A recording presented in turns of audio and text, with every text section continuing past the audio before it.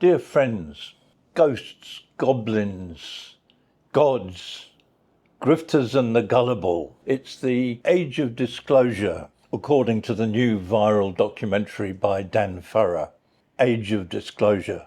It's actually the age of Aquarius, a fiction much loved by people of my generation and the new age folks. It's about shifts in consciousness, greater focus on science, innovation and community. The age of love. Not much love around these days.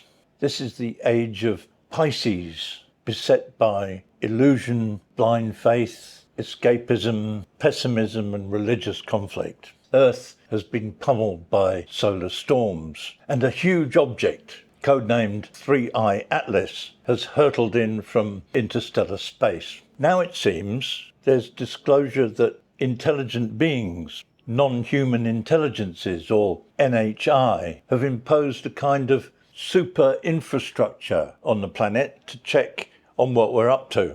We're a kind of a zoo, people say, where the animals have invented nuclear weapons, attracting the attention of the keepers. We don't know exactly who they are or where they're from. Otherworldly or interdimensional, maybe they live in the oceans. Yet unidentifiable and uncatchable drones have interrupted flights in New Jersey earlier in the year and all over Europe quite recently. What are they? Strange spheres interfere with safe flights. I've tried to ignore all this, but the release of Farah's documentary, and the link is in the description, and statements made by august officials and respected scientists have drawn me from my own black hole. I've emerged to dispatch as much of this nonsense to the boundary as I can.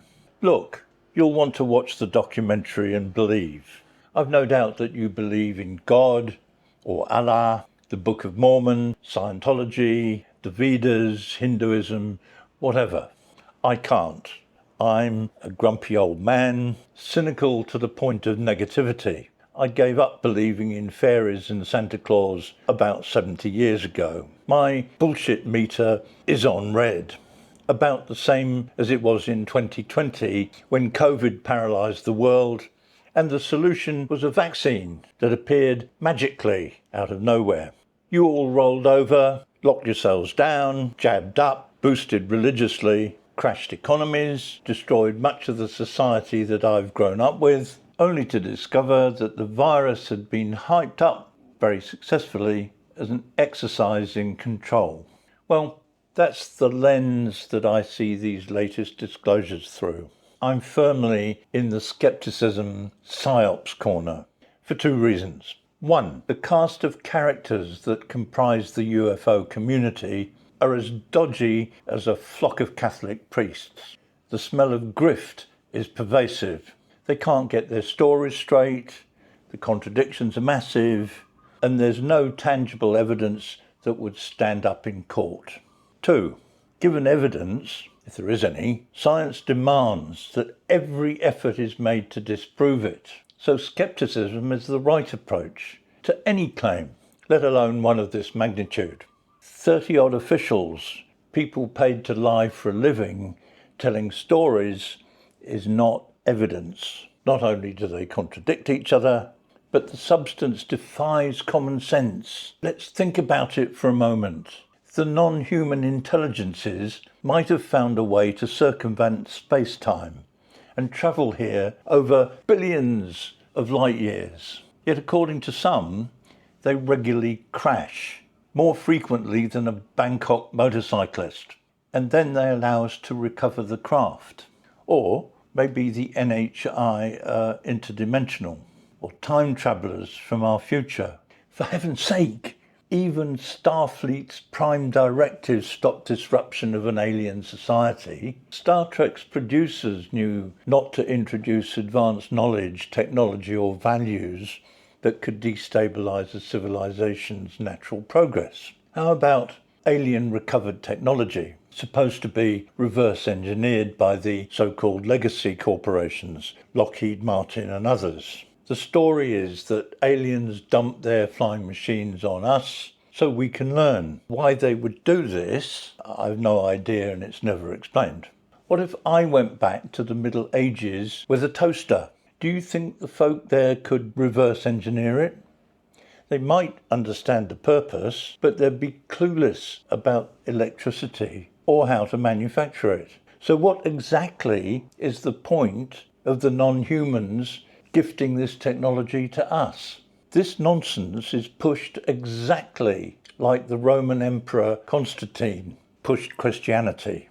It's a modern pseudoscience religion with its high priests and catechism, for the same reason of any religion, to impress and control us. The stoops, the peasants, those who need to believe. You have to be gullible to believe any of it. But then billions of people believe far less convincing bullshit emanating from churches, mosques, synagogues and temples. The UFO gurus are as convincing as a highly qualified theologian in the Vatican. Logical, rational, serious. Such people are hard to disagree with. Billions don't when it comes to the imaginative fiction of Catholicism. Then turn to Islam. 2 billion people act on the instructions from a fabricated being they submit to. People die because of that nonsense. I'll leave aside Mormonism and Scientology as too crackpot. My point is that humans seem to have a religion gene that makes them bound to believe in fairy stories. Such fiction has been imagined since the first smart guy sat in a cave and figured out that stories of ghosts, goblins and gods could get others to hunt for him while he stayed warm and cosy inside and played hunt the sausage with the ladies. The UFO, UAP, NHI space is just another version of this formula, warmed up by Hollywood. This latest effort is enjoying huge publicity, bringing wealth to its creator, yet it produces no evidence that can be verified. Bring forth a grey alien. Let's meet one, preferably living, so it can settle this once and for all. If dead, then it can be examined by independent experts. Until then, I congratulate the producers of Age of Disclosure on one of the most convincing psyops I've ever seen. I still don't believe it. I missed out on the religion gene. What I do believe is that around 1950, some bright spark in one of the legacy contractors, Lockheed Martin, Battelle or the like, figured out that if they could spin a yarn, then a new lab could be funded, skunkworks style. Make the yarn one that had to be kept secret. Set up a special access program with no congressional oversight. Start sucking on the tit. It worked so successfully that others followed. Billions of dollars vanished into these programs, and the narrative had to be kept going.